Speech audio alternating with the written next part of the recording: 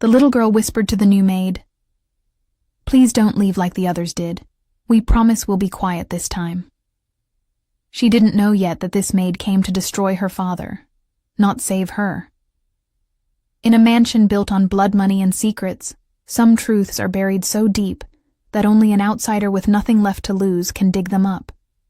But what happens when revenge meets innocence? When the woman who came to take everything discovers the only things worth saving?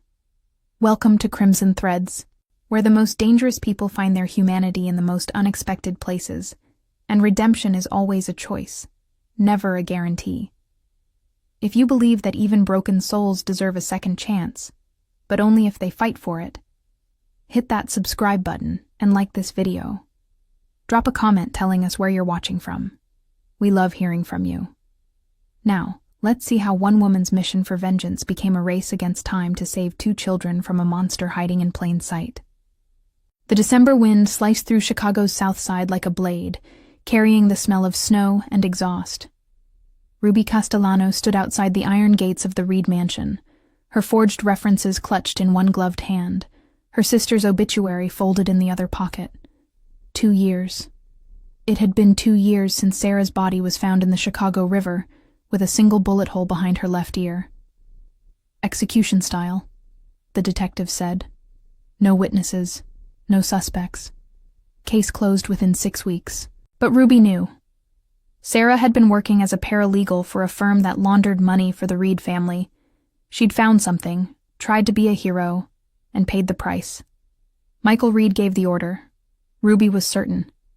And now, standing outside his home with a fake smile and a resume full of lies, she was going to make him pay. The gate buzzed open. Ruby walked up the long driveway, her boots crunching on gravel, her heartbeat steady despite the rage simmering beneath her ribs. Revenge required patience, precision. She'd spent 18 months preparing for this, learning to cook like a professional, mastering silence, erasing her digital footprint. The agency that placed domestic workers in high-profile homes never suspected that Ruby Castellano was actually Ruby Chen, sister of the dead paralegal no one remembered. The front door opened before she could knock.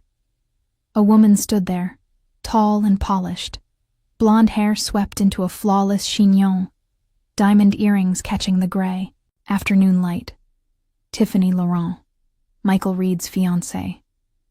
Ruby had studied her face in dozens of Society page photos, always smiling, always elegant, always beside Michael like a trophy.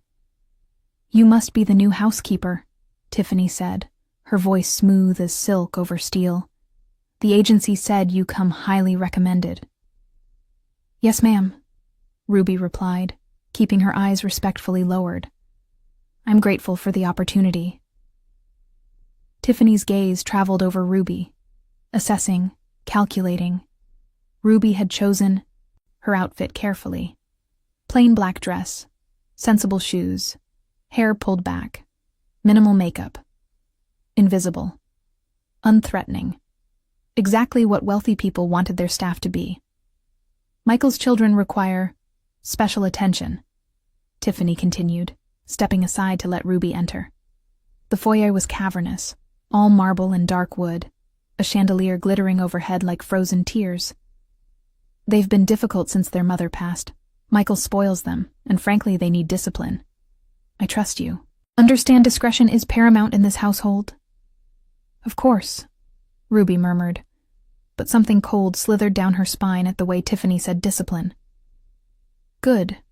Your quarters are on the 3rd floor. I'll show you." Tiffany began walking, her heels clicking against marble. "The children are with their nanny now, but she leaves at 6. You'll handle their evening routine. Dinner, bath, bed. Michael works late most nights, so you'll rarely see him. I prefer it that way. Staff should be efficient and invisible." Ruby followed, memorizing the layout. 1st floor, kitchen, dining room, Michael's office, locked, she noted. 2nd floor, master bedroom, guest rooms, children's wing. 3rd floor, staff quarters, storage. She was cataloging exit routes, security cameras, hiding spots for the recording devices she'd smuggled in her suitcase when she heard it. A child crying, muffled, like someone trying very hard to be quiet. Tiffany didn't react, didn't even pause. She continued up the stairs, still talking about meal schedules and cleaning expectations, as if the sound didn't exist. Ruby's fingers curled into fists inside her coat pockets. Focus. Don't react. You're here for evidence against Michael, not to play savior. But when they reached the 3rd floor, and Tiffany finally left her alone, Ruby stood in her small, sparse room and couldn't unhear that crying. It had sounded young, scared, and it had stopped too quickly, as if someone had learned that crying brought consequences. She unpacked methodically, hiding the miniature cameras in her toiletries, the voice recorder in a hollowed-out book. Then she changed into her uniform, black dress, white apron, and went downstairs. It was 5:45 p.m. The nanny would be leaving soon. Ruby found the kitchen first. Industrial-grade appliances, granite countertops, a refrigerator stocked with organic produce and expensive cuts of meat. She started preparing dinner, keeping her movements quiet, her ears sharp. At 6:03 p.m., the front door opened and closed, the nanny leaving. At 6:15 p.m., small footsteps padded into the kitchen. Ruby turned. A little girl stood in the doorway, maybe 5 years old, with dark curls and enormous brown eyes that looked too old for her face. She wore a long-sleeved pink dress despite the warm house, and she was staring at Ruby with the wary intensity of an animal deciding whether to run. "Hi," Ruby said softly, crouching down to the child's level, a trick she'd learned from volunteering at Sarah's church. Never tower over scared kids. "I'm Miss Ruby. I'm going to be helping out around here. What's your name?" The girl didn't answer immediately. Her eyes darted toward the hallway, then back to Ruby. "Lily?" she whispered finally. "Are you the new maid?" "I am." Ruby smiled, keeping it gentle.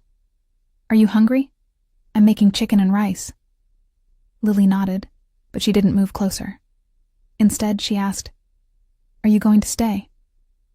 The question landed like a stone in Ruby's, chest. "Of course. Why wouldn't I?" "The last lady left." Lily's voice dropped even lower. "And the one before her. They always leave." Ruby's smile faltered. "Well, I'm not going anywhere. Promise." Lily studied her for a long moment, then took 3 careful steps forward. "My brother Noah is upstairs. He's 3. He doesn't talk much. Miss Tiffany says he's being difficult. Would you like to get him? We can all eat together." Lily's face brightened, but only for a second. Then the wariness returned. "Miss Tiffany says we're supposed to eat in our room. We're too messy for the dining room." Ruby's jaw tightened, but she kept her voice light. "How about a special exception tonight? I'd love the company." Lily hesitated, glanced at the hallway again, then nodded and disappeared. Ruby stood slowly, her hands shaking with something that wasn't fear. It was recognition. She'd seen that look before, in Sarah's eyes years ago, when their stepfather would come home drunk. The look of a child who'd learned to measure danger in footsteps and voices. When Lily returned, she was holding the hand of a small boy with the same dark curls, same enormous eyes. Noah didn't look at Ruby. He stared at the floor, one thumb in his mouth, his free hand gripping his sister's dress. "Hi, Noah," Ruby said gently. "I'm Miss Ruby." He didn't respond. Lily squeezed his hand. "He's shy," she explained, but Ruby noticed how Lily positioned herself slightly in front of her brother. Protective. They ate at the kitchen island, not the grand dining room, and Ruby watched them carefully. Both children ate slowly, methodically, as if food might be taken away. Both wore long sleeves. Both flinched when a door closed somewhere in the house. And when Noah reached for his milk and accidentally knocked over the salt shaker, he froze completely. His eyes went wide. His breathing stopped. Lily grabbed his hand. "It's okay," she whispered urgently. "It's okay, Miss Tiffany's not here. It's okay." Ruby's heart cracked open. She smiled, walked over, and calmly picked up the salt shaker. "Accidents happen, sweetheart. No big deal." She ruffled Noah's hair gently. He stared up at her like she'd just performed a miracle. That night, after she'd bathed them, noting the faded bruises on Noah's upper arms, the way Lily winced when Ruby washed her back. After she'd read them 2 stories, they sat pressed against each side of her like she might disappear. After she'd tucked them into their beds, separate rooms, but Lily had whispered, "Can you leave the hall light on? Noah gets scared in the dark." Ruby returned to her room and sat on the edge of her narrow bed. Her hands were shaking. She pulled out her phone, opened the encrypted folder where she kept photos of Sarah. Her sister smiling at graduation. Sarah laughing at a stupid joke. Sarah's face in the morgue, pale and still. Ruby had come here to destroy Michael Reed, to gather evidence, ruin him, watch him lose everything the way Sarah lost everything, but those children, those scared, too quiet, bruised children. She closed the photo folder, opened a new file, started typing notes. Observation Day. 1. Children show signs of abuse, hypervigilant, fear response to minor accidents, bruises on both, age consistent with repeated incidents. Tiffany Laurent mentioned discipline, children isolated, eating alone, need to investigate further. Ruby stared at the words. Then she added one more line. Sarah would have helped them, and for the first time in 2 years, her mission felt complicated. 3 days passed like held breaths. Ruby moved through the Reed mansion like a ghost, learning its rhythms. Michael left before dawn, returned after midnight.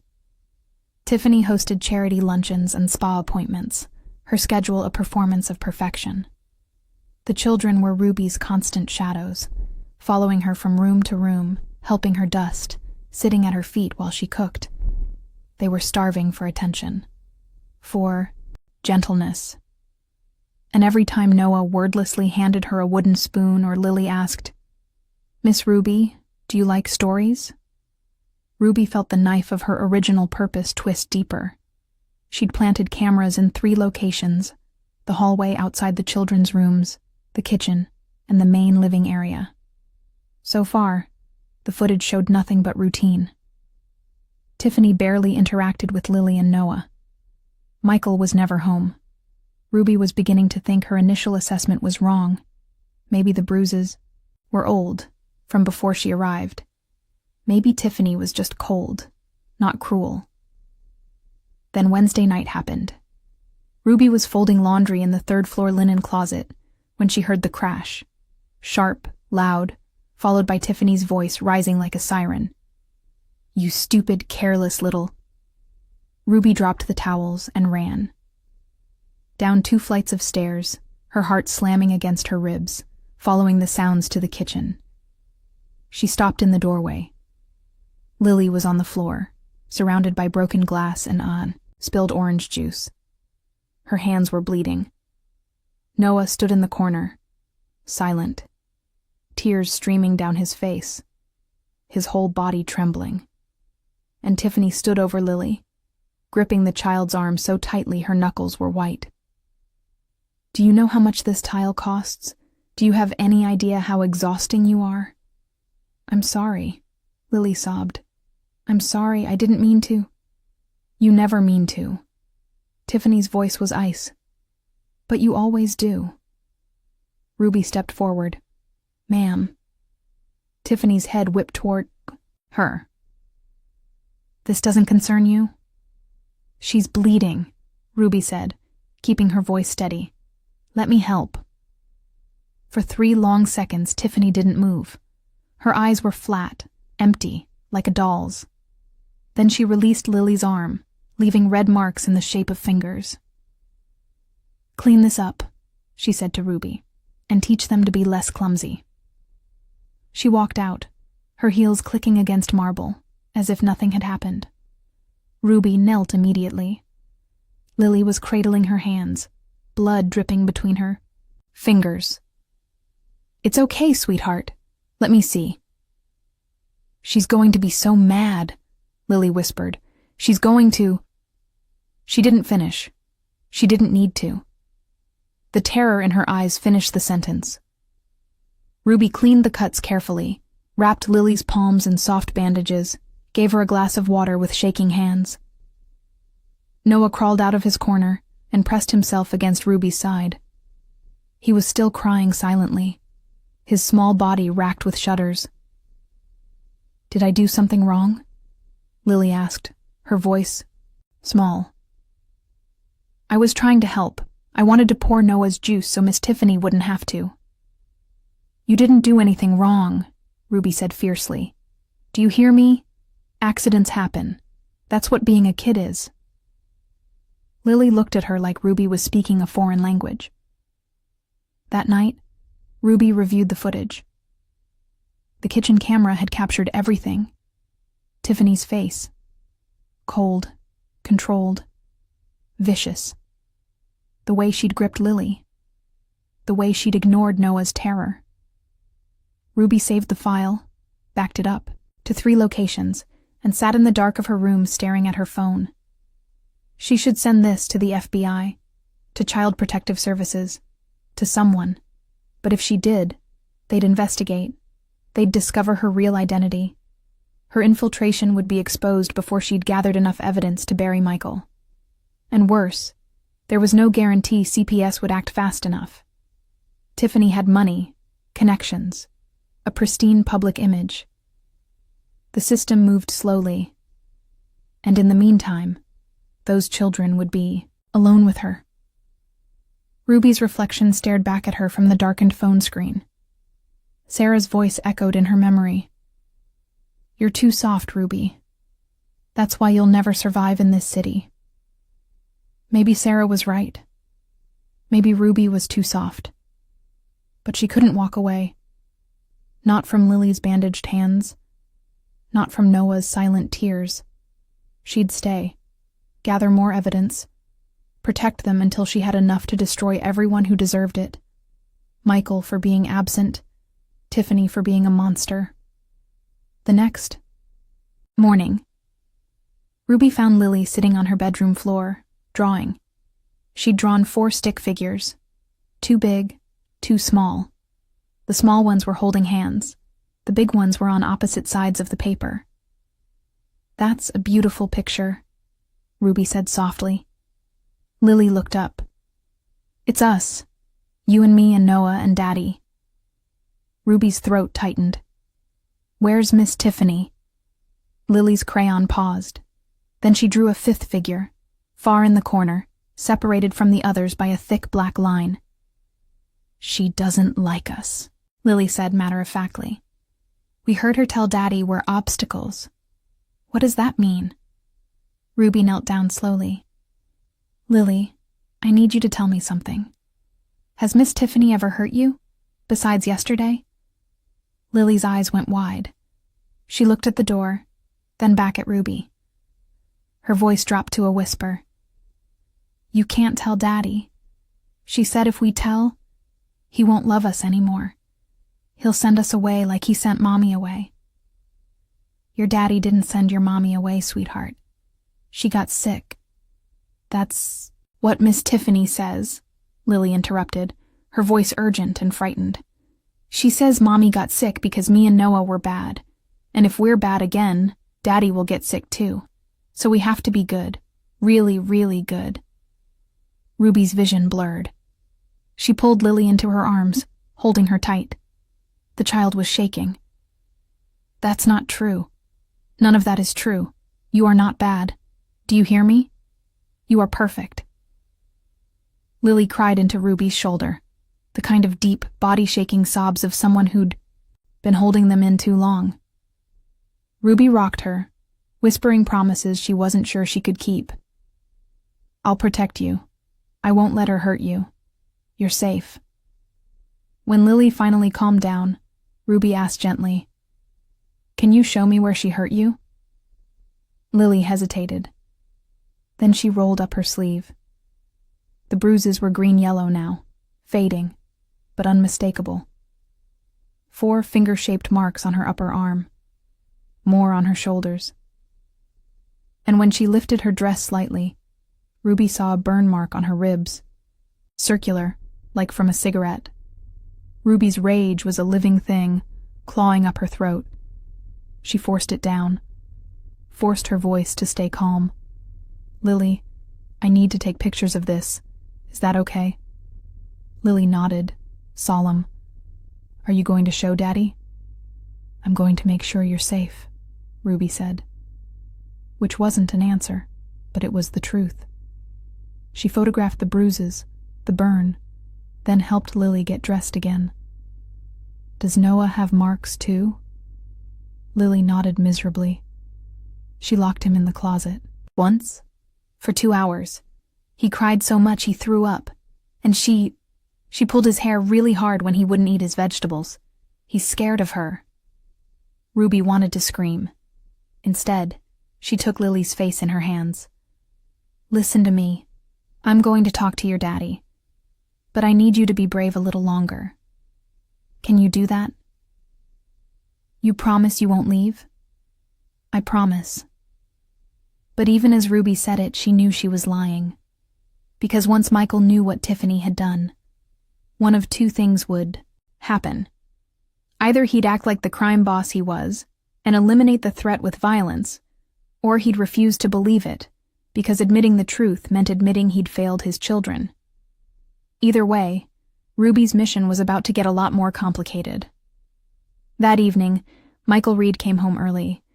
Ruby heard his car in the driveway at 7 p.m. Unheard of. She was giving the children dinner when he walked into the kitchen.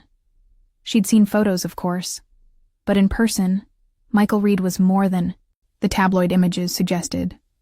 Tall, broad-shouldered, with dark hair graying at the temples and eyes the color of winter ice. He wore a black suit that probably cost more than Ruby's car, and when he moved, there was a coiled energy to him, like a wolf pretending to be a dog. He looked at Ruby, then at the children. Lily and Noah both froze, forks halfway to their mouths. "Daddy," Lily said, her voice bright and brittle. "You're home." "I am." His voice was deep, rough. He looked at Ruby again. "You're the new housekeeper." "Yes, sir. Ruby Castellano." He nodded once, dismissed her with his eyes. Then he turned to his children. "How was your day?" "Good," Lily said immediately. Too quickly. Noah said nothing, staring at his plate. Michael frowned slightly. Ruby saw it. The flicker of confusion, maybe concern. But then his phone buzzed. He glanced at it. "I need to take this. Finish eating." He left. Lily's shoulders slumped. Noah let out a breath he'd been holding. And Ruby understood. They loved their father, but they didn't trust him to protect them. She cleared the plates, helped them brush their teeth, and tucked them in.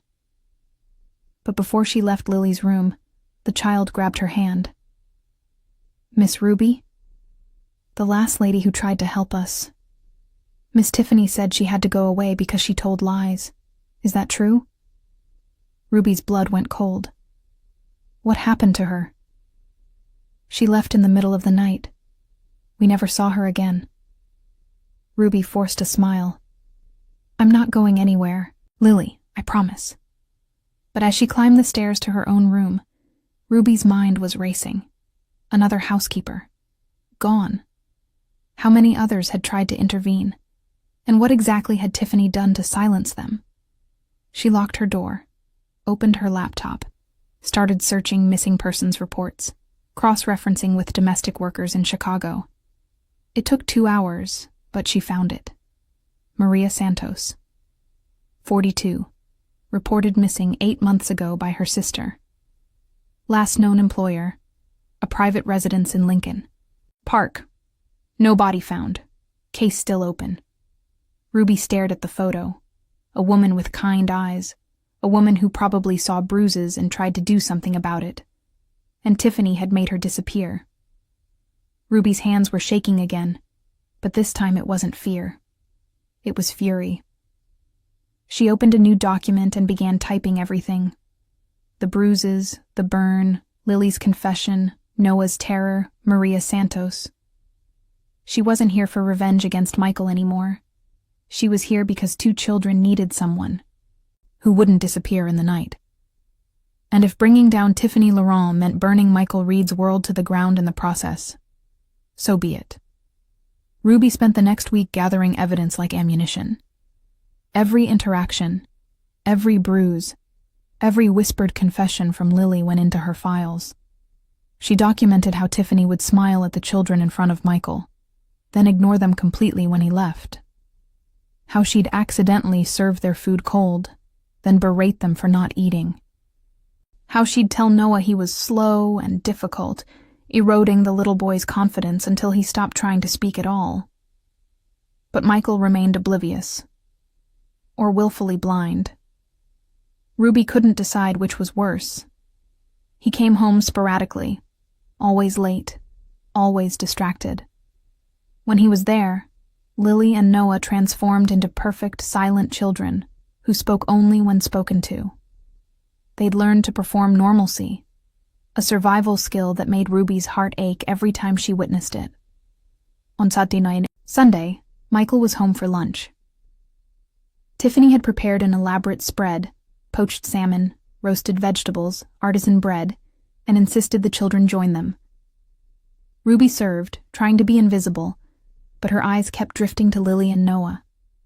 They sat rigidly, barely touching their food. "Lily, eat your salmon," Tiffany said, her voice sugary sweet. "You're looking thin." Lily picked up her fork, but her hand was shaking. The salmon slipped off, landing on the white tablecloth with a wet splat. The temperature in the room dropped. Tiffany's smile didn't move, but her eyes went dead. "Clumsy." Michael looked up from his phone. "She's 5, Tiff." "She's old enough to use a fork properly," Tiffany replied, still smiling. "Aren't you, Lily?" Lily nodded, her eyes filling with tears. She tried again, managed to get a bite to her mouth. Noah sat frozen, fork untouched, staring at his plate like it held nuclear codes. Michael's phone rang. He glanced at the screen, frowned. "I need to take this." He stood, already walking toward his office. "Ruby, can you help Tiffany clear?" "Of course, sir," Ruby murmured. The moment Michael's office door closed, Tiffany's mask dropped. She turned to Lily. "You're embarrassing. Do you know that?" Ruby's hands tightened on the serving tray. She watched Tiffany's reflection in the polished sideboard mirror.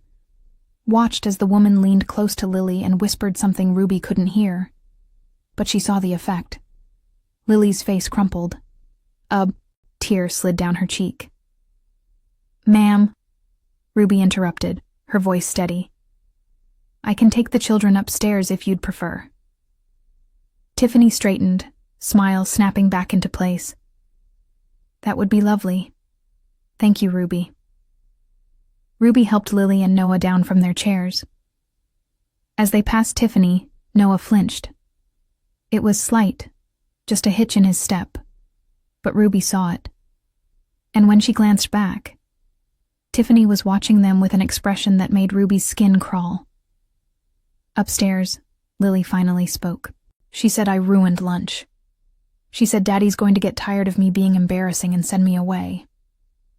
Ruby knelt, gripping Lily's small shoulders. "Your daddy loves you. You didn't ruin anything.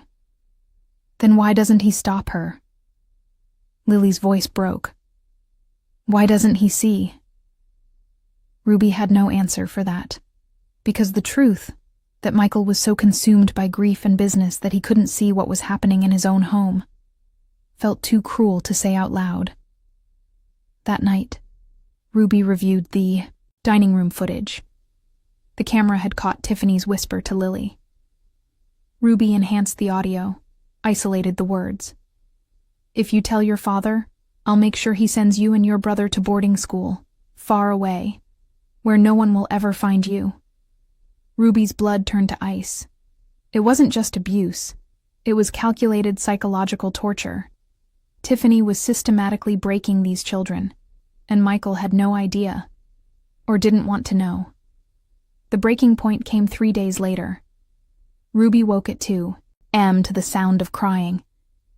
She pulled on her robe and rushed to the children's wing. Noah's door was ajar. She pushed it open. The little boy was sitting up in bed, sobbing into his hands. Lily was already there, trying to comfort him, but she looked terrified. "What happened?" Ruby asked, hurrying over. "He had a nightmare," Lily whispered.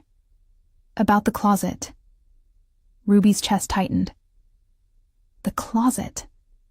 Noah was inconsolable, hiccuping and shaking. Ruby gathered him into her arms and he clung to her like she was the only solid thing in the world. "Shh, you're safe. You're safe." It took 20 minutes for him to calm down. When he finally did, he whispered against Ruby's shoulder, the first word she'd heard him speak directly. "Dark. It was dark." "I know, baby, I know." Lily tugged on Ruby's robe. "Miss Tiffany locks him in there when he won't stop crying. She says Daddy can't know because he'll think Noah's weak." Ruby's vision went red at the edges. She held Noah tighter, pressing, her face into his hair so he wouldn't see her fury. "How many times?" "4, Lily whispered. 4 times. The last time, he wet himself because she wouldn't let him out. And then she made him sleep in it. She said it was a lesson." Ruby's hands were shaking. She wanted to march downstairs, break down Tiffany's bedroom door, and... She stopped the thought. Violence wasn't the answer.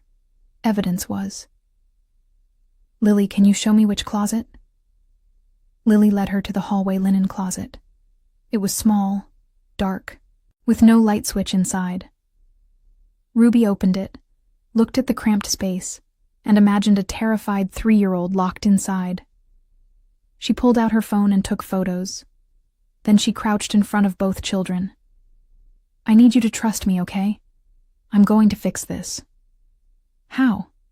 Lily asked, her voice small and hopeless. "By making sure your daddy knows the truth." "But Miss Tiffany said—" "Miss Tiffany is lying," Ruby said fiercely. "Your daddy loves you. He's just been distracted, but he's going to see now. I promise." She tucked them both back into bed, stayed until they fell asleep. Then she went to her room and started preparing the evidence package. Photos, videos, audio recordings, witness statements, her own, medical documentation of the bruises she'd photographed. Everything. But she needed one more thing. Proof that Michael Reed wasn't just negligent. Proof that he could be redeemed. Because if she destroyed Tiffany, but left the children with a father who didn't care, she'd have saved them from nothing. The next afternoon, Michael came home unexpectedly. Ruby was in the kitchen when he walked in, loosening his tie. He looked exhausted, shadows under his eyes, tension in his jaw. "Coffee?" Ruby offered. He blinked, surprised. "Yeah, thanks." She poured him a cup, black. He took it, leaned against the counter. For a moment, silence. Then, "How are the kids?" "They're resilient," Ruby said carefully. "Considering." His eyes sharpened. "Considering what?" This was it. Ruby's moment. She could say something vague, play it safe. Or she could push. "Considering they've lost their mother and you're rarely home." Michael's expression hardened. "Careful." "I'm not trying to overstep," Ruby continued, keeping her voice soft but firm. "But they miss you, sir. Lily talks about you constantly. Noah watches the door every night hoping you'll come home to say goodnight." Something flickered across his face. Guilt. maybe grief. He looked away. Tiffany's been handling them. With respect, sir. Has she? He frowned. What's that supposed to mean? Ruby hesitated, then decided to test the waters. I just think maybe you should spend more time with them. Observe. Make sure things are as they should be. Michael studied her for a long moment. You've been here, what? 2 weeks? And you're giving me parenting advice? I'm giving you an observation from someone who sees them every day, Ruby replied. They're good kids, Mr. Reed. Really good. But they're scared. Scared of what? Of the woman sleeping in your bed, Ruby wanted to say. But she couldn't. Not yet. Change, loss, being forgotten. Michael's jaw tightened. He set down his coffee cup. I'm not forgetting them. Then prove it, sir. He stared at her. For a second, Ruby thought she'd pushed too far. Then he nodded once, sharp and curt. I'll make time this week. Happy? It's not about me being happy, sir. It's about them feeling loved. He left without another word. But Ruby saw it, the crack in his armor. He wasn't a monster. He was a grieving man who'd built walls so high he couldn't see over them anymore. Maybe, just maybe, he could still be reached. That night, Ruby heard shouting. She crept to the top of the stairs, listening. They're my children, Tiffany. If I want to spend time with them, I will. Of course, darling. I just think you're overworking yourself. They're fine. I've been managing. Ruby seems to think otherwise. Silence. Then Tiffany's voice, cold as winter. Ruby? The housekeeper? She mentioned the kids seem scared. Withdrawn.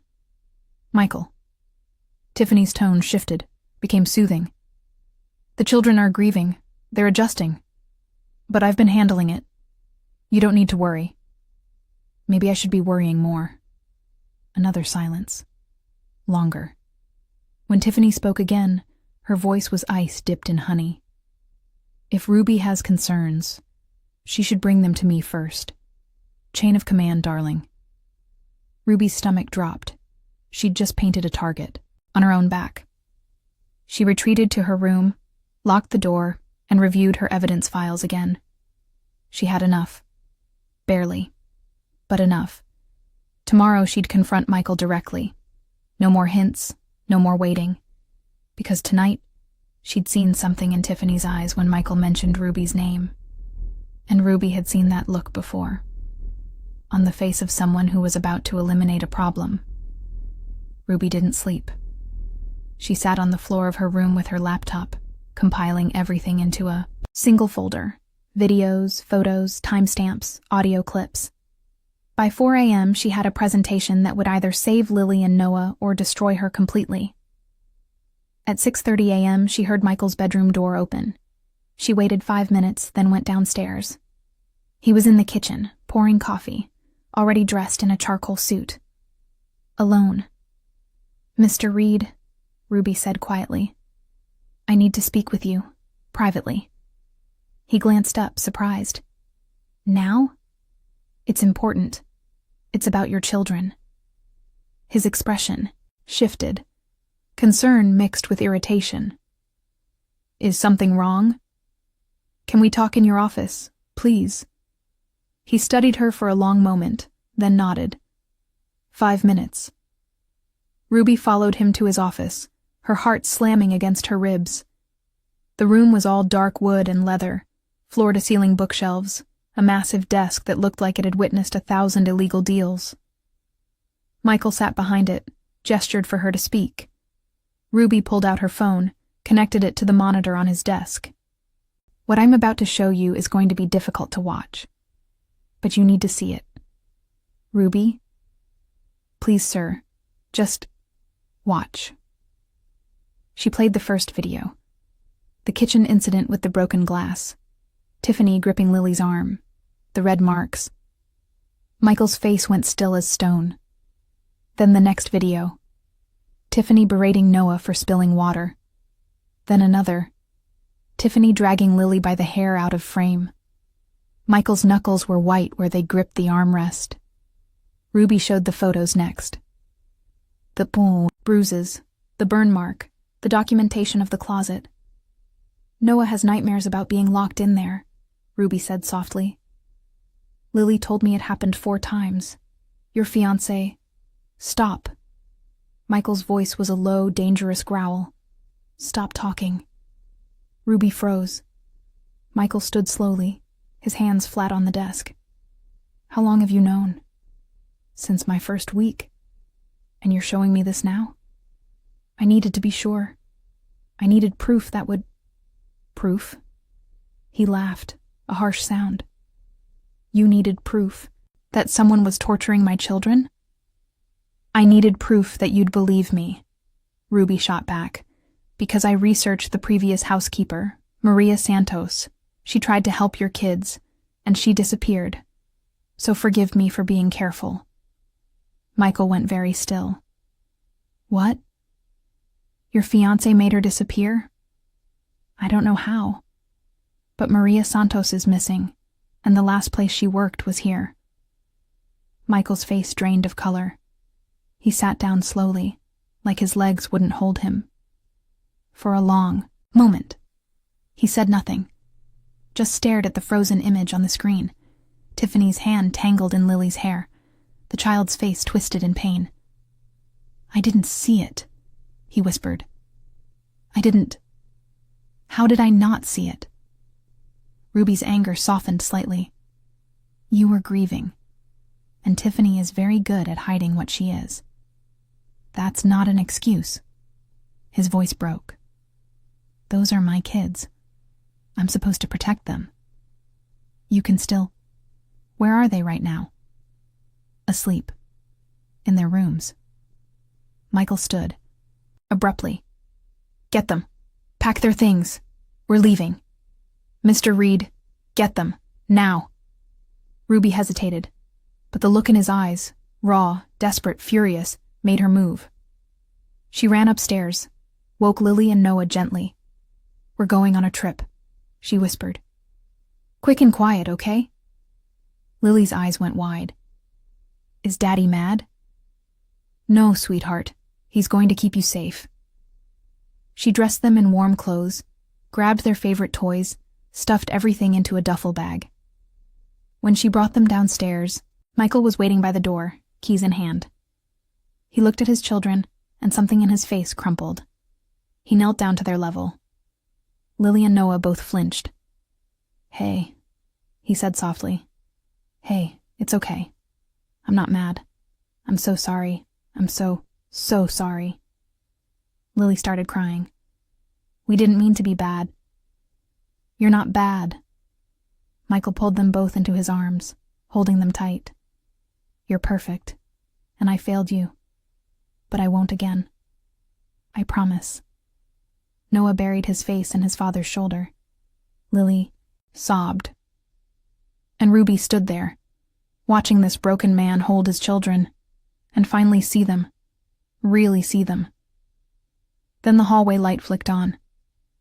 Tiffany stood at the top of the stairs in a silk robe, her face calm and beautiful.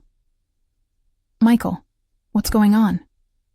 Michael stood slowly, putting himself between Tiffany and the children. We're leaving. Tiffany descended the stairs, graceful as a cat. At 6 a.m.? Where could you possibly... Don't. Michael's voice was a whip crack. Don't say another word. She stopped, tilted her head. I don't understand. You've been hurting my children. Tiffany's eyes widened. Perfect shock. Perfect innocence. What? Michael, that's insane. Who told you? Her gaze slid to Ruby. Oh, I see. I have video, Ruby said flatly. Hours of it. Tiffany's mask flickered, just for a second. Then she smiled. Convenient. The new housekeeper just happens to have damning footage. Michael, don't you see? She's manipulating you. Probably trying to extort. I saw the bruises myself, Michael interrupted. Just now, on my children. bruises shaped like fingers. Tiffany's expression went cold. No more pretense. They're clumsy. Noah told me about the closet. He's a liar. Lily showed me the burn mark on her ribs. Tiffany's jaw tightened. They're dramatic. Children exaggerate. I saw your face in the videos, Michael said, his voice deadly quiet. I saw what you are. For a moment, Tiffany said nothing. Then she laughed, a brittle, chilling sound. What I am. I'm the woman who saved you, Michael. When you were drowning in grief, who was there? Who ran your household? Who put up with your broken, pathetic children? Ruby stepped forward instinctively, putting herself between Tiffany and the kids. Michael's hand went to his waistband, where Ruby knew he kept a gun. Don't, Ruby said sharply to Michael. Not in front of them. Michael's hand stilled. Tiffany noticed. She smiled. So the housekeeper gives orders now? Ruby's right, Michael said. You're not worth it. You're going to leave, now. And if you ever come near my children again, You'll what? Tiffany's voice rose. You're a criminal, Michael. I have friends in law enforcement. I have documentation. If you harm me, I'll make sure you lose everything. Then we're at an impasse, Ruby said calmly. Because I have documentation too, and I'm very willing to share it with those same law enforcement friends of yours. Tiffany's eyes narrowed. Who the hell are you? Ruby met her gaze. Someone who knows what it's like to lose a sister to people like you. Understanding dawned in Tiffany's eyes. You're not a housekeeper. No, I'm not. Michael looked at Ruby, confusion flickering across his face. But before he could ask, Tiffany lunged. Not at Michael. At Lily. Ruby moved on instinct. She shoved Lily behind her, caught Tiffany's wrist as the woman's nails slashed toward the child's face. They struggled. Tiffany was stronger than she looked, fueled by rage. She grabbed a vase from the hall table, swung it. Ruby ducked. The vase shattered against the wall. Michael roared, grabbed Tiffany, hauled her back. She thrashed, screaming, You're making a mistake. Those children are damaged. They'll ruin you. I was doing you a favor. Michael slammed her against the wall. Get out, now, or I stop being civilized. Tiffany went still, looked at him, saw something in his eyes that made her smile drop. This isn't over. Yes, Michael said quietly. It is. He released her. Tiffany straightened her robe, smoothed her hair, and walked to the door with eerie calm.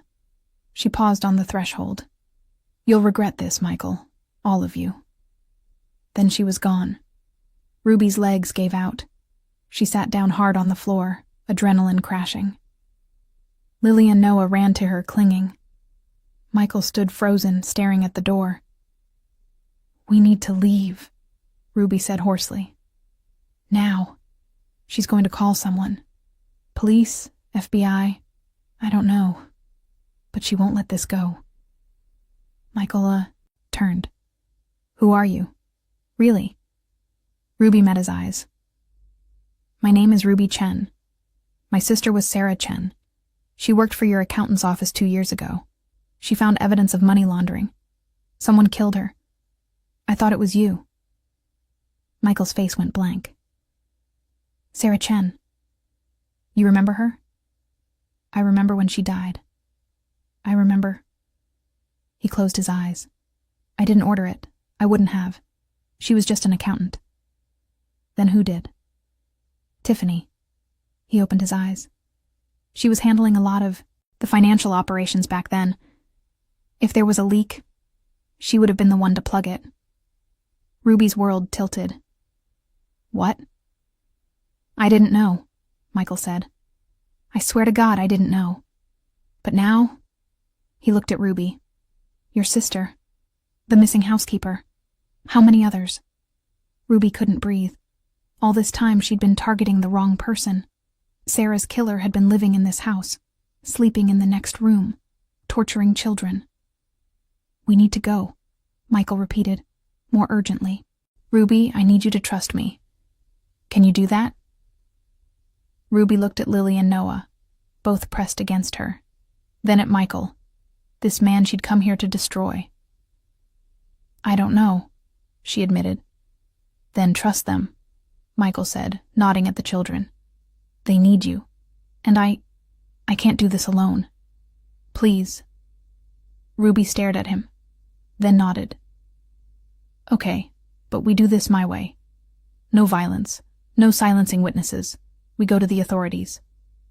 If we do that, we do it right, Ruby insisted, or I take the kids and disappear, and you never see them again. Michael's jaw worked, then he nodded. Okay, your way. Good.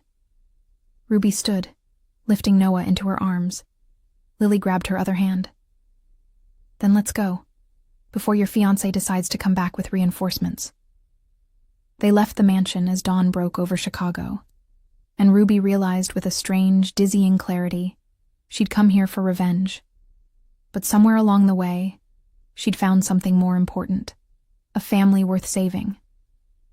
They drove north in Michael's black SUV, putting distance between themselves and the city. The children fell asleep in the back seat within 20 minutes, exhausted from fear and adrenaline. Ruby sat in the passenger seat, watching the highway blur past, her mind racing.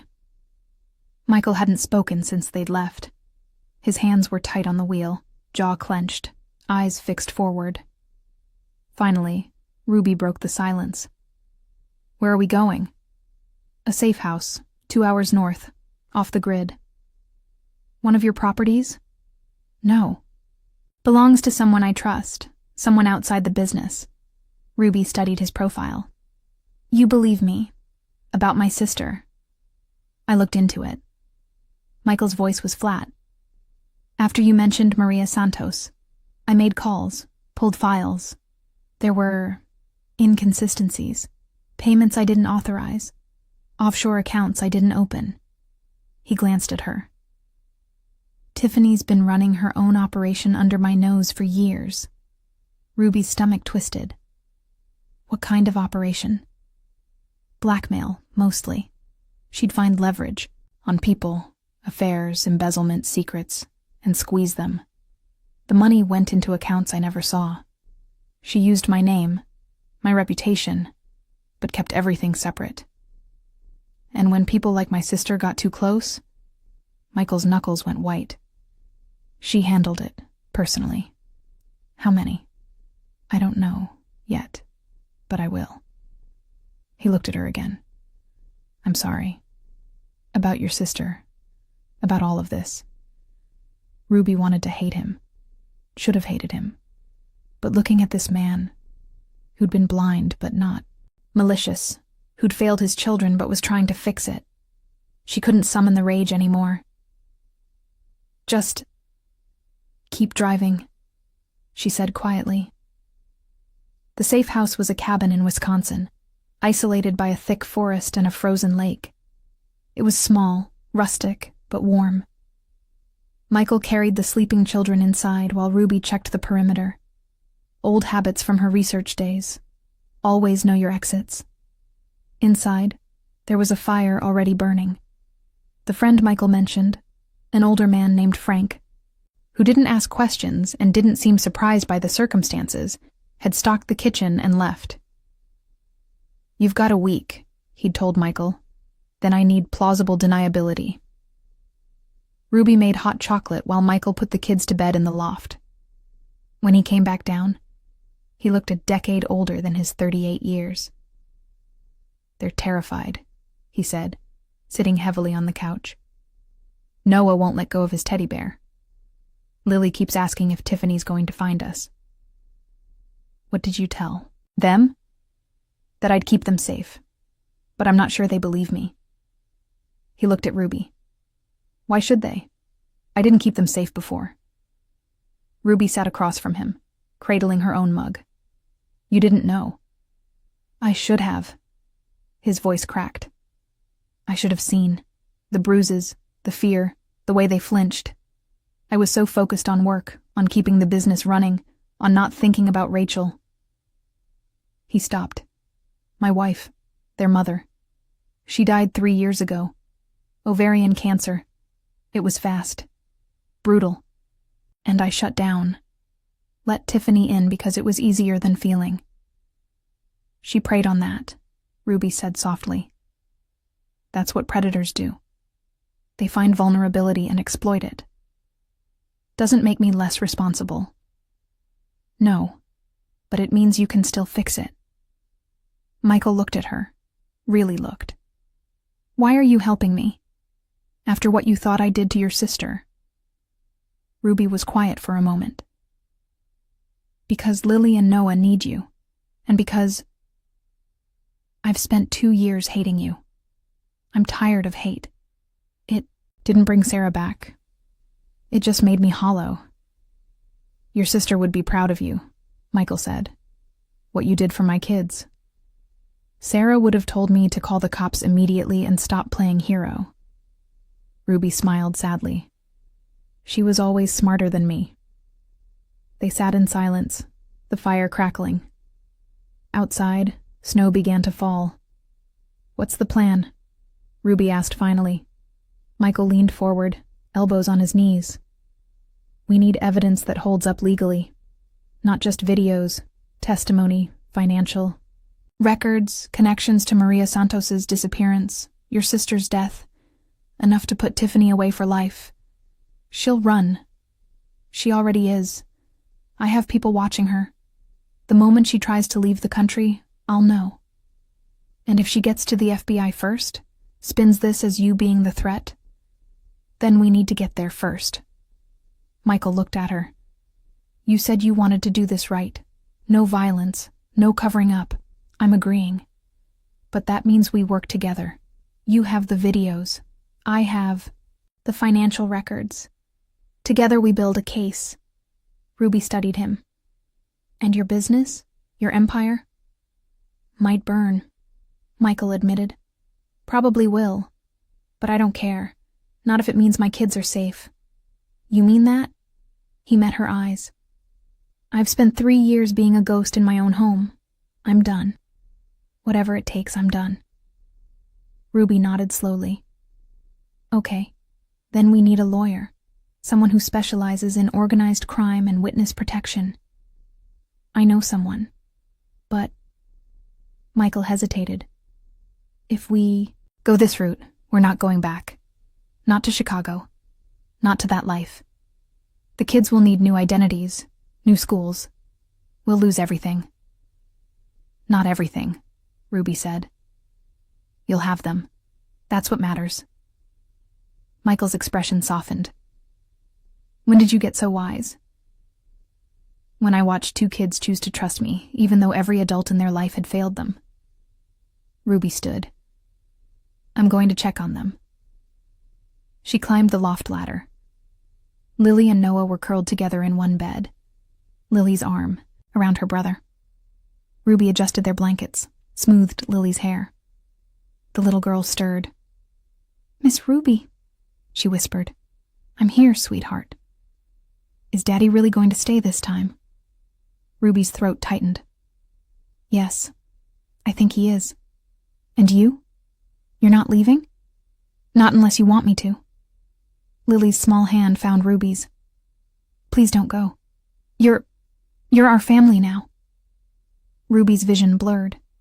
She squeezed Lily's hand gently. I'm not going anywhere. Promise.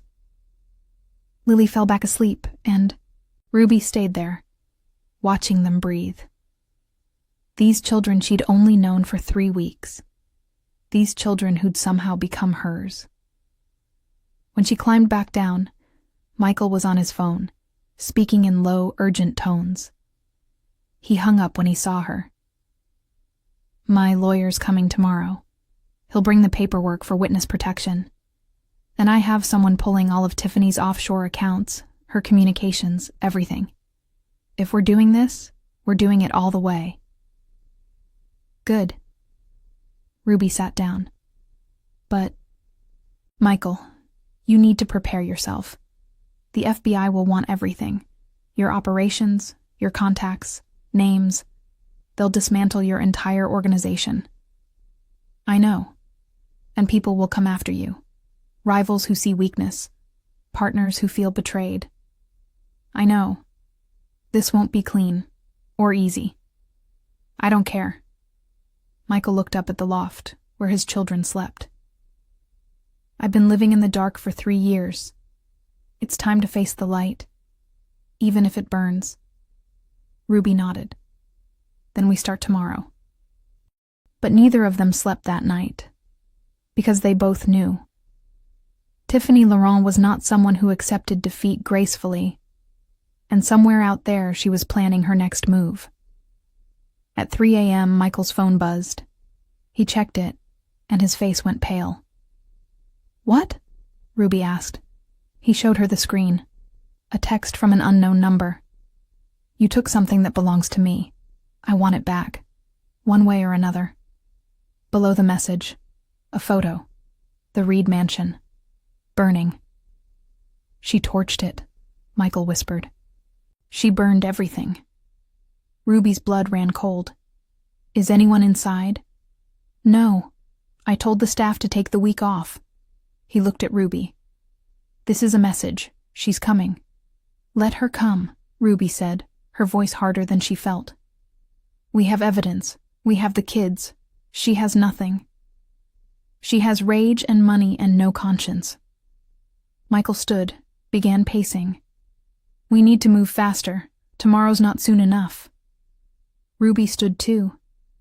Then we call your lawyer now. Wake him up. Get the ball rolling tonight. Michael nodded, already dialing. As he spoke in clipped, urgent sentences, Ruby looked out the window at the dark forest. Somewhere out there, Tiffany was hunting. And Ruby realized this wasn't over. The confrontation at the mansion had been just the beginning. The real fight was about to start. And this time, there would be no retreat. No safe houses left to run to. It was stand and fight, or lose everything they'd barely begun to protect. Ruby touched the pocket where she kept her phone. The phone with all the evidence. It wasn't just data anymore. It was ammunition, and she was ready to use it. Whatever happens, she said quietly, more to herself than Michael. Those kids don't get hurt again. Not on my watch. Michael hung up, looked at her. My lawyer's on his way. ETA 6 hours. He's bringing FBI contacts. Good. Ruby? His voice was tentative. Thank you. For staying. For not running when you found out who I really am. Ruby met his eyes. I'm not staying for you, Michael. I'm staying for them. I know. He almost smiled.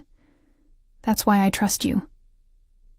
They stood together in the firelight, two people bound by trauma and circumstance and a shared mission. Protect the innocent, no matter the cost. Outside, the snow fell harder, and in the distance, unseen, Tiffany Laurent sharpened her claws. The lawyer arrived at dawn with 2 FBI agents in tow. Ruby watched from the cabin window as they parked. 3 black cars, engines idling, exhaust curling in the frozen air. Michael met them outside, shaking hands, speaking in low tones. Ruby stayed inside with the kids, who were eating oatmeal at the small kitchen table. Who are those people? Lily asked, her voice small. Friends, Ruby said, though she wasn't sure it was true. They're here to help. Noah clutched his teddy bear tighter. He hadn't spoken since they'd arrived, just watched everything with those enormous, wary eyes. Ruby knelt beside him, smoothed his hair. You're safe, Noah. I promise. He leaned into her, and Ruby's heart cracked open again. These kids. God, these kids. Michael came inside with the lawyer, a sharp-eyed man in his 50s named Castellano, no relation, he'd assured Ruby with a grim smile, and the 2 agents, a woman named Agent Torres and a man named Agent Brennan. They all looked at Ruby like she was a puzzle they couldn't quite solve. "Miss Chen," Agent Torres said, sitting across from Ruby. "We need to ask you some questions." "I figured. You infiltrated Michael Reed's home under false pretenses." "I did." "With the intention of gathering evidence against him for your sister's murder." "Yes." "But instead you uncovered evidence of child abuse perpetrated by his fiancée, Tiffany Laurent." "Correct." Agent Torres leaned forward.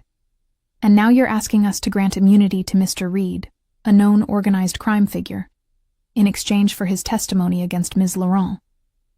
"I'm asking you to protect 2 children who've been tortured," Ruby corrected. "Whatever happens to Michael Reed is between you and him. But Lily and Noah don't testify. They don't get dragged through court. They've been through enough." Agent Brennan spoke up. "We've reviewed the evidence you provided.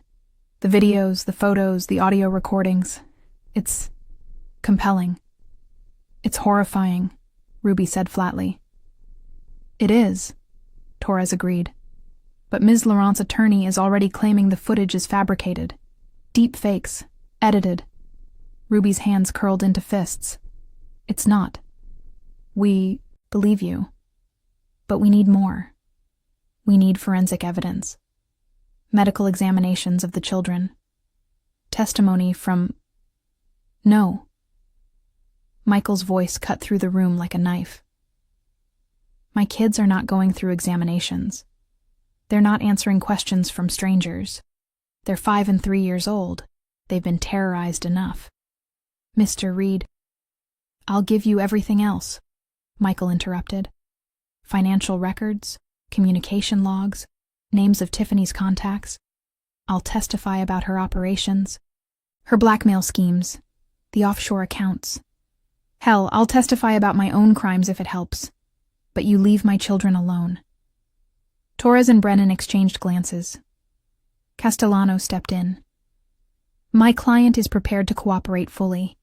In exchange, he wants immunity for himself and Ms. Chen, plus witness protection for his family." "His family," Brennan said slowly. "Including Ms. Chen?" Ruby's breath caught. She looked at Michael. He was looking back at her. "Yes," Michael said firmly, "including Ruby. She's not legally—" "She's the only reason my kids are alive," Michael said. "She risked everything to protect them. So yes, she's family, and she's coming with us." Ruby's throat tightened. She hadn't expected that. Hadn't expected him to fight for her. Torres sighed. "We'll need to consult with our superiors. But off the record, we want Tiffany Laurent. She's been on our radar for years, but we could never get close. If you can give us a case that sticks, we'll consider your terms." "How long?" Michael asked. 48 hours. "We don't have 48 hours, Ruby said. "She burned down Michael's mansion. She knows we have evidence. She's not going to wait patiently while you deliberate." Torres stood. "Then we move faster. Mr. Reed, we'll need access to those financial records immediately. Ms. Chen, we'll need your original files, not copies." Ruby hesitated. "If I give you the originals and this falls through—" "It won't," Torres said. "I give you my word." Ruby looked at Michael. He nodded. She pulled out her phone, began transferring files. "There's more. I documented everything about Maria Santos, the missing housekeeper, and my sister Sarah Chen. If you dig into Tiffany's operations around the time of their deaths, you'll find connections." Brennan was already typing on his laptop. "We'll pull all case files related to those names. If there's a link, we'll find it." For the next 3 hours, the cabin became a war room. Michael spread out. Ledgers and bank statements. Ruby walked agents through her videos, explaining context, timestamps. Lily and Noah stayed in the loft, coloring, occasionally peeking down at the chaos below. By noon, they had a strategy. Torres would present the case to the U.S. attorney that evening. If approved, arrest warrants for Tiffany Laurent would be issued by morning. In the meantime, Michael and his family would remain under FBI protection. What if she runs? Ruby asked. We have people watching her, Brennan assured. She hasn't left Chicago. In fact, she's been surprisingly visible, attending charity events, giving interviews about the tragic fire at her fiancé's home. She's establishing an alibi, Michael muttered. Building sympathy. Let her, Torres said. It won't save her. But Ruby wasn't convinced. Tiffany Laurent was too smart to sit back and wait for arrest. She was planning something. At 2 p.m., Michael's phone rang. Unknown number. He answered on speaker. Michael. Tiffany's voice was silk over razor blades. I hope you're comfortable in your little hiding place. Michael's jaw tightened. How did you get this number? I have resources, just like you. Actually, better than yours, it seems. She laughed. A brittle, chilling sound. Did you really think you could just walk away? Take my children. They're not yours, Michael growled. They were mine to mold, Tiffany corrected. And you ruined everything, but that's okay. I can be forgiving. What do you want? A trade. The housekeeper, I mean Ruby Chen, for my freedom. She has evidence that doesn't belong to her. I want it destroyed, and in return, I'll disappear. You'll never see me again. No, Michael said flatly. No? Tiffany's voice turned cold. Michael, I know things. About your operations. About your partners. If I go down, I'm taking everyone with me. Including you. Which means your children end up in foster care while you rot in prison. Is that what you want? Agent Torres was scribbling notes, mouthing "keep her talking" to Michael. You're bluffing, Michael said. Am I? Test me. Choose your criminal pride over your children's future. See what happens. Michael's hands were shaking. Ruby stepped closer, put a hand on his arm. He looked at her, and she saw the war in his eyes, the primal urge to protect his kids, versus the knowledge that giving in to Tiffany meant losing anyway. You have 12 hours, Tiffany continued. Meet me at the old warehouse on Ashland. Bring Ruby and the evidence. Come alone. If I see FBI, if I see anyone else, I'll make sure those videos go viral. Every news outlet, every social media platform. Your children's trauma, on display for the world. Can you imagine what that would do to them? She hung up. The room erupted in voices, Torres and Brennan arguing about tactical options, Castellano insisting they ignore the demand, Michael standing frozen, knuckles white. Ruby cut through the noise. I'll go. Everyone stopped. Ruby, Michael started. I'll go, she repeated, but not the way she wants. We wear a wire. FBI follows at a distance. We get her confession on tape, then you move in. Torres shook her head. Too dangerous. She'll search you. And if she finds the wire, then we do it without one, Ruby said. I'll get her talking. She's arrogant. She'll gloat. And you'll have agents outside recording everything. This is insane, Michael said. I'm not letting you. It's not your choice, Ruby interrupted gently. Those kids need their father alive and free. Not in prison. Not on the run. This ends tonight, Michael. One way or another. He stared at her. If something happens to you, then you make sure Lily and Noah know I chose this. That I didn't leave them. The room was silent. Finally, Agent Torres spoke. If we do this, it's under strict parameters. Full surveillance. Snipers in position. Extraction team on standby. And at the first sign of trouble, we go in. Agreed, Ruby said. I'm coming. With you, Michael added. Absolutely not. She asked for both of us, Michael said. If I don't show, she'll suspect, but I won't let Ruby face her alone. Torres looked between them, clearly unhappy, but she nodded. Fine, but you follow our lead. No hero moves, no improvisation. Ruby and Michael looked at each other. An understanding passed between them, unspoken but solid. They'd started this as enemies. But now, standing in a cabin in the middle of nowhere, preparing to face down a monster. They were something else. They were a team, a family, forged in fire and desperation. "What do we tell the kids?" Michael asked quietly. Ruby glanced up at the loft. Lily was peeking down, watching. Their eyes met. Ruby forced a smile. "We tell them we'll be back, and we mean it. Because failure wasn't an option. Not anymore." At 10 p.m., under a moonless sky, Ruby and Michael climbed into an FBI surveillance van.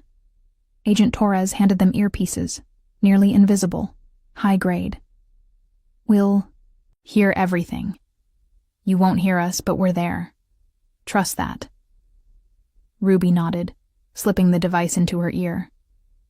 Across from her, Michael looked like a man preparing for war. His suit was dark, his expression darker. But when he looked at Ruby, something softened. "If this goes wrong," he started, "it won't. But if it does, if she hurts you, then you get out," Ruby said firmly. "You get back to those kids. You don't play hero. You survive." Michael's eyes burned. "Ruby, promise me." He hesitated, then nodded. "I promise." They drove in silence to the warehouse. It loomed against the Chicago skyline, abandoned, graffitied, a monument to decay. Ruby's heart hammered as they stepped out of the van. Michael's hand found hers, squeezed once. Then they walked toward the entrance. Tiffany was waiting inside, backlit by a single fluorescent light. She looked immaculate, white coat, blonde hair perfect, like she was attending a gala instead of a hostage negotiation. "Michael," she purred. "And the brave little housekeeper, how touching." "We're here," Michael said. "Let's get this over with." Tiffany smiled. "Where's the evidence?" Ruby held up her phone. "Encrypted, backed up in 3 locations. You get the passwords when we get a guarantee you'll disappear." "How do I know you won't just send it to the FBI anyway?" "Because I want this over as much as you do," Ruby lied smoothly. "I want those kids to have a normal life. I want to move on. You get your freedom, we get ours." Tiffany studied her. "You're lying." Ruby's stomach dropped. "I can always tell when someone's lying," Tiffany continued, stepping closer. "It's a gift. And you, Ruby Chen, are a terrible liar." She pulled out a gun. Michael moved instinctively, stepping in front of Ruby. "Tiffany, don't." Tiffany's voice was ice. "You betrayed me, Michael.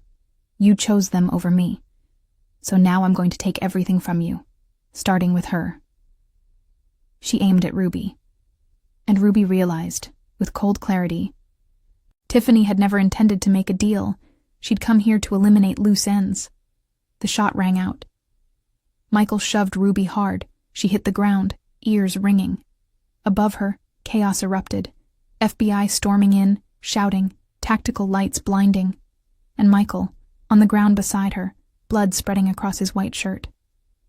"No," Ruby breathed. "No, no, no."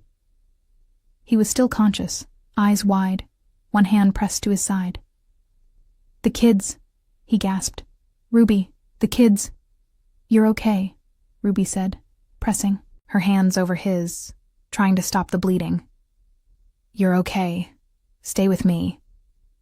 Tiffany was being dragged away, screaming. Agent Torres was barking orders. Paramedics rushed in. But all Ruby could see was Michael's blood on her hands, his life slipping through her fingers. "Don't you dare," she whispered fiercely.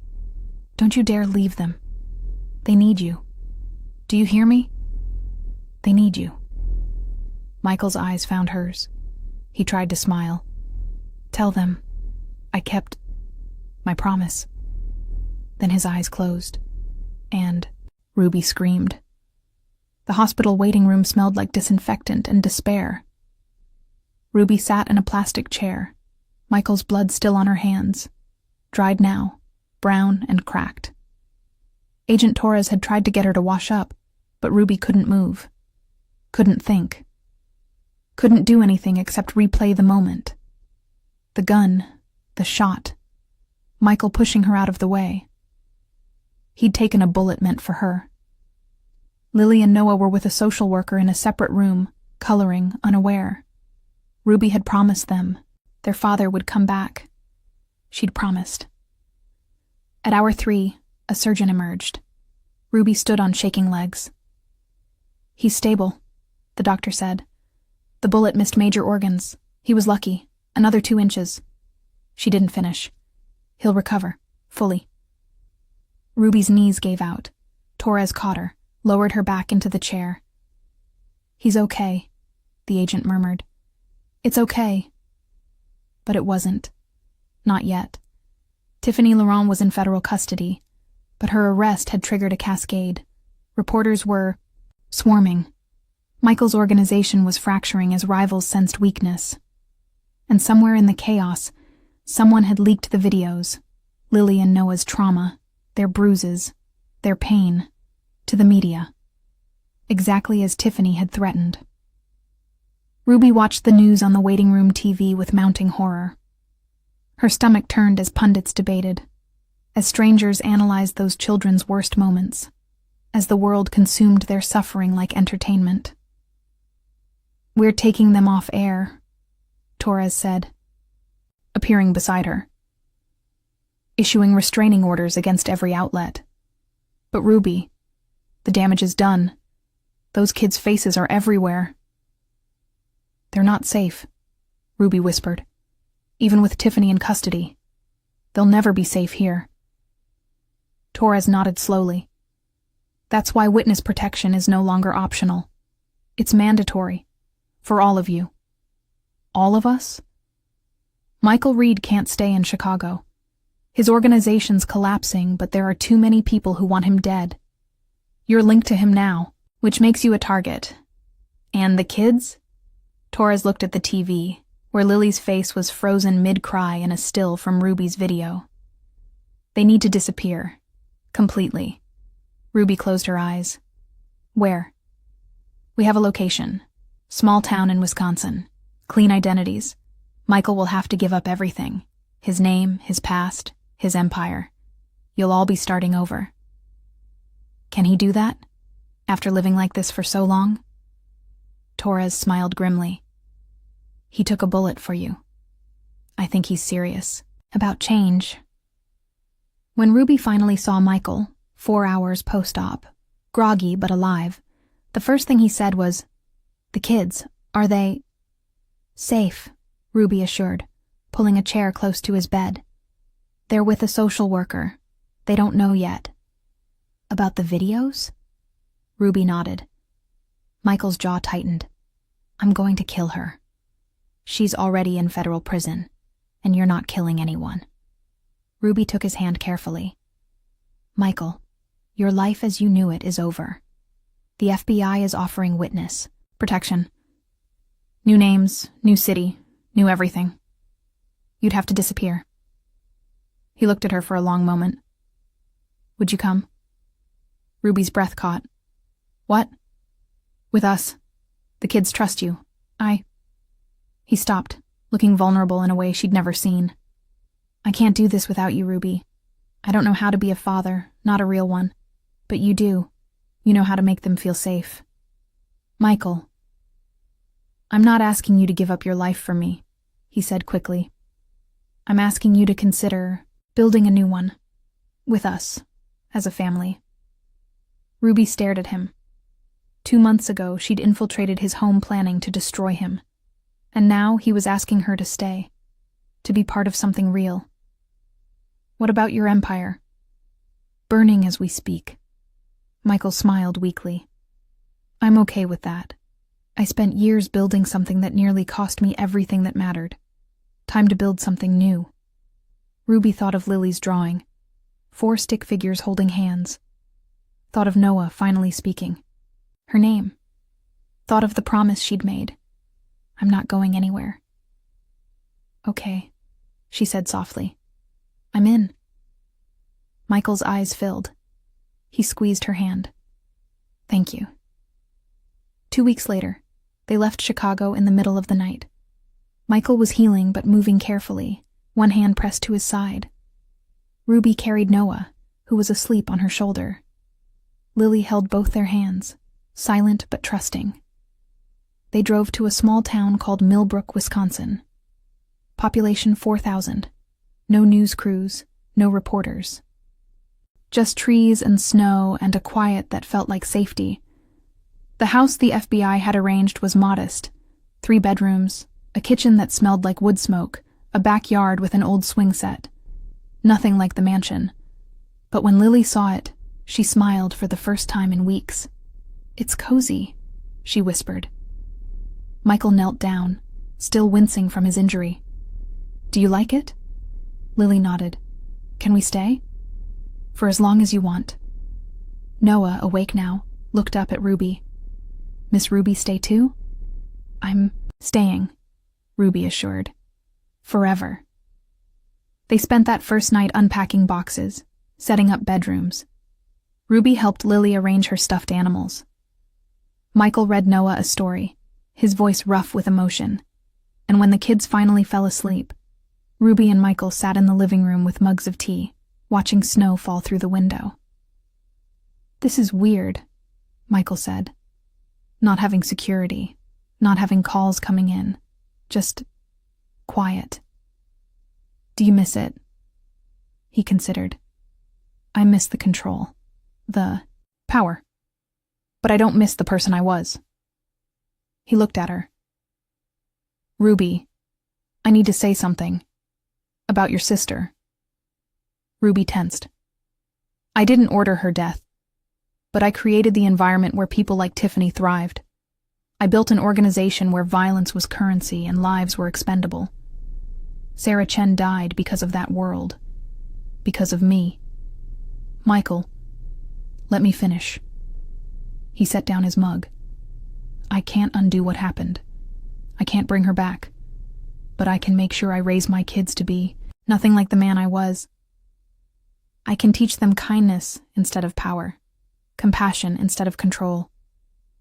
And maybe, if I do that right, Sarah's death won't have been for nothing. Ruby's eyes burned.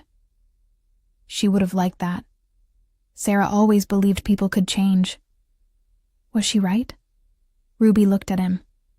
This man who'd been a stranger, an enemy, and now something she couldn't quite name. Ask me in a year. Michael smiled. Fair enough. The months that followed were harder than Ruby expected. Michael struggled with civilian life, learning to cook, to drive without bodyguards, to exist without constant threat assessment. Lily had nightmares. Noah regressed, wetting the bed and refusing to speak for days at a time. And Ruby, carrying her own grief for Sarah, often felt like she was drowning. But they held each other up. Ruby got the kids into therapy. Michael learned to be present. Really present. Without his phone, without distractions. They established routines. Family dinners. Bedtime stories. Saturday morning pancakes. Small, normal things that slowly stitched them into something resembling whole. Michael took a job teaching history at the local community college under his new name, Marcus Riley. Ruby became an art teacher at the elementary school where Lily and Noah attended. They were the Riley family now. Ordinary, invisible. One evening, 6 months into their new life, Ruby was in the kitchen when Lily ran in, waving a paper. Miss Ruby, look! I drew our family. Ruby took the drawing. 4 stick figures again, but this time they were all holding hands in a circle. No black lines, no separation, just connection. It's beautiful, sweetheart. That's you, Lily pointed, and that's Daddy, and that's me and Noah. We're a real family now. Ruby's throat tightened. We are. That night, after the kids were asleep, Michael found Ruby on the back porch. She was wrapped in a blanket, staring at the stars. You okay? He asked, sitting beside her. I was just thinking about Sarah, wishing she could see this. Maybe she can. Ruby looked at him. Do you really believe that? I believe that sometimes the worst things lead to the best things, not because the worst things were good, they weren't, but because we survived them. And in surviving, we became something better. He took her hand. You saved my kids, Ruby, but you also saved me. Ruby leaned against him. For a moment, they just sat in the cold, breathing in sync. I love you, Michael said quietly. Ruby's heart stumbled. She looked up at him. What? I love you. Not because you stayed. Not because you're good with the kids. But because you see me, all of me, even the broken parts. And you don't run. Ruby's eyes filled. Michael, you don't have to say it back. I just wanted you to know. But Ruby smiled. I love you too. Even though you're a terrible cook and you leave the toothpaste cap off and you once ran the most dangerous criminal organization in Chicago. Michael laughed. A real, full laugh. When you put it like that, it's true. He kissed her. Soft, tentative, like a question. Ruby answered, leaning in, and for the first time in 2 years she felt something besides grief. She felt hope. Sometimes the people we set out to destroy become the people we can't live without. It's not about forgiveness. It's about recognition. Recognizing that pain doesn't excuse cruelty, but understanding can soften its edges. Recognizing that people are more than their worst moments if they're willing to do the work.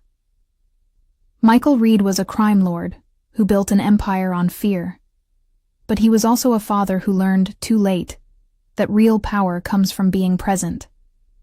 Ruby Chen came for revenge, but she found something stronger. Purpose. And Lily and Noah. They learned that family isn't defined by blood or last names or where you live. It's defined by who shows up, who stays, who chooses you, every single day. Maybe that's the lesson buried in all of this. That redemption isn't a destination. It's a daily practice. It's choosing kindness when bitterness is easier. It's showing up when walking away would hurt less. It's kneeling down to a child's eye level and saying, I'm here. I'm not leaving. You're safe. And meaning it. If this story touched something inside you, we'd love to hear your thoughts in the comments. What moment hit the hardest? What would you have done differently? Tell us below. We read every single one. Hit like to support. Stories that remind us everyone deserves a second chance. And subscribe to Crimson Threads because we bring you new emotional journeys every single day. Real stories about real people finding light in the darkest places. Before you go, check out the next video on screen or explore our playlist for more tales of redemption, love born from ashes, and families forged in fire. Thank you for being here with us. Good night. And remember, it's never too late to become who you were meant to be, even if you have to burn down your old life to do it.